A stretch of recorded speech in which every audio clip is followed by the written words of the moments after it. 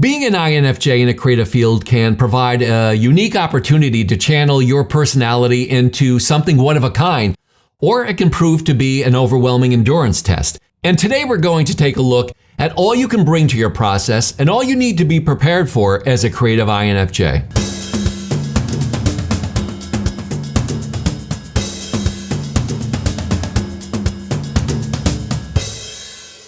Hi everybody, I'm John Kenific, and welcome to my channel where we focus on your confidence, creativity, and career. Now, I'm assuming you're here because you are, or suspect you are, an INFJ. Most times, and rightfully so, we look at this complex personality type as it relates to our lives in a broad sense, how we see ourselves and how we interact with others, where we most comfortably fit in.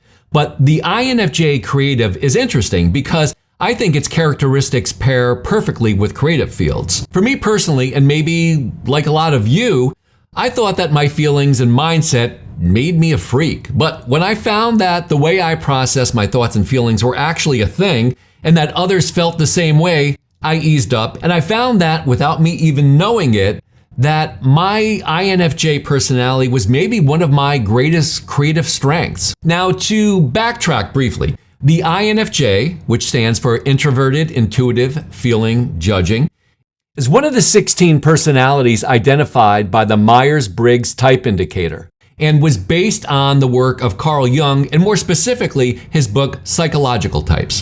Known as the Advocate, at only 1.5% of the world population, INFJs are often characterized by their deep empathy, strong intuition, and creative vision.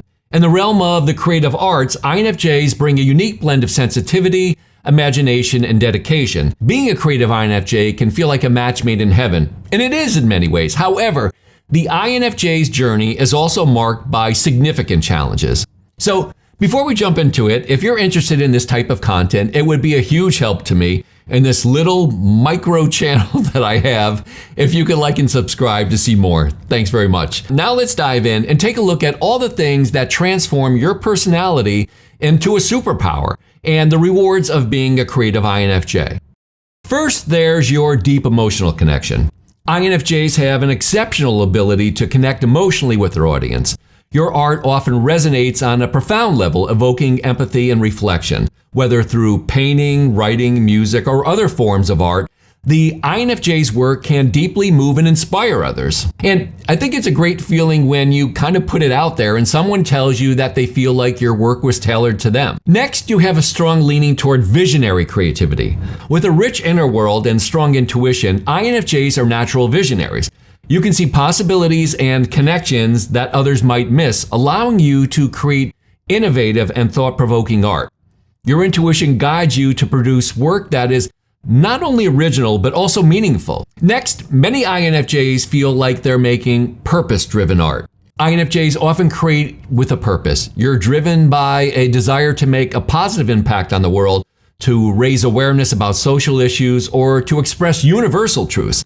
This sense of purpose adds depth and significance to your artistic endeavors, making your work stand out as both authentic and impactful. And then there's empathy and understanding.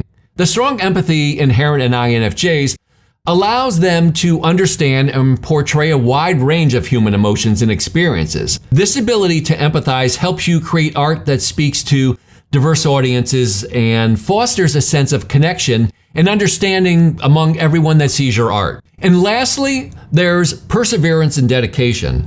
INFJs are known for this. Once you're committed to a project, you invest yourself fully, striving for excellence. And this dedication often results in high-quality, meticulously crafted works of art. It sounds like a great creative life, right? Well, it is, but there's also another side to the high dynamic range of INFJs. And I know this may seem like I'm painting this picture of the perfect, misunderstood creative, and it's not like that at all. There is a darker, somewhat temperamental side that is awkward in many situations. So now let's take a look at the challenges of being an INFJ artist. First, there's perfectionism. INFJs tend to be perfectionists, which can be a double-edged sword.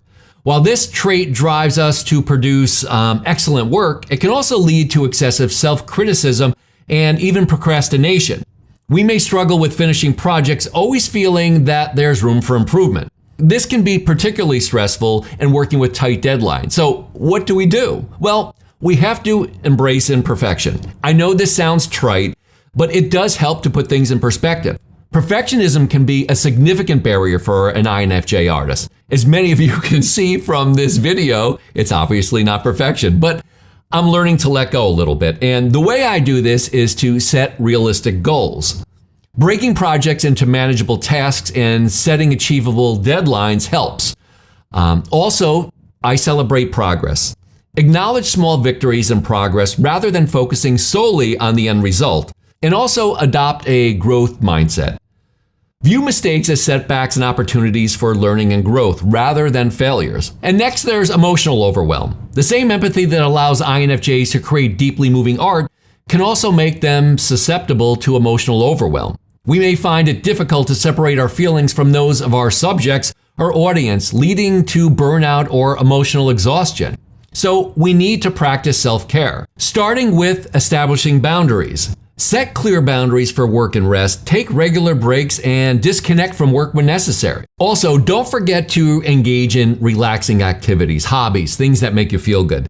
Find activities that help you relax and recharge, such as thinking, nature walks, Netflix binges, or reading.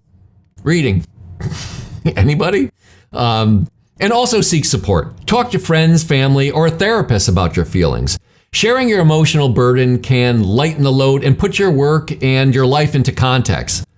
And then there's isolation. We're all familiar with this one.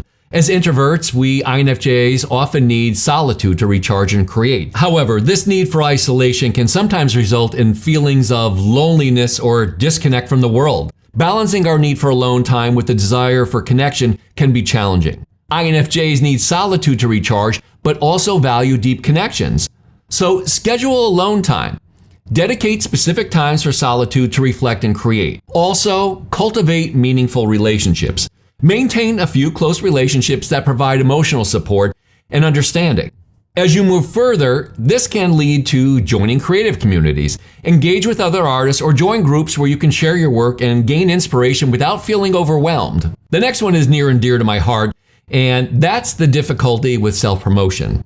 As INFJs, we're often humble and prefer to let our work speak for itself. And this can make self-promotion, which is crucial, especially in this competitive art world, particularly challenging. And we may struggle with marketing our art or seeking recognition for our efforts. And I've found that to be successful in my mind. It seems that you have to spend 30% of the time creating and the remaining 70% promoting. And I know this makes perfect sense, at least from a marketing standpoint, but I want more creative time. And I'm working on it. So to work through this, I have to develop my own self-promotional skills. Self-promotion can be daunting for us, but it's essential for success. So leveraging online platforms is a great first step. Use online social media, blogs, vlogs, and websites to showcase your work in a way that feels authentic to you. It's a win-win. You're working within your unique INFJ parameters of marketing, which will most likely appear to your audience as a fresh take on showing your work. If that's too much in the beginning, you can collaborate with others, partner with friends or colleagues who may have strengths in marketing and promotion, and remember to learn gradually. Take small steps to improve your self-promotional skills, such as attending workshops or reading about marketing strategies or videos on YouTube. And next is to balance idealism with practicality. INFJs are idealists, often dreaming of perfect outcomes and transformative impacts.